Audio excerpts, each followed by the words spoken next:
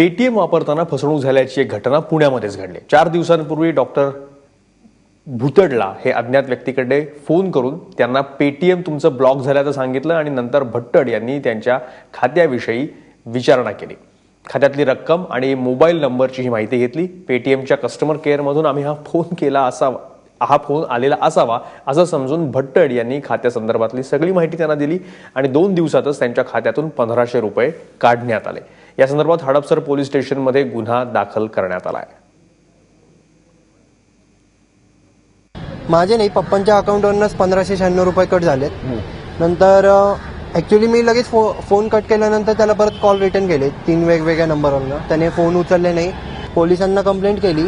तर आधी कंप्लेंट करताना हडपसर पोलीस स्टेशनला गेलो तर ते म्हणे 1596 रुपये अमाऊंट सोडून द्या, काय तर तक्रार करतो। आमचा असा उद्देश नव्हता की अमाऊंट आम्हाला मिळावी, पण एक असा उद्देश होता की बाकीच्यांना फसू नये।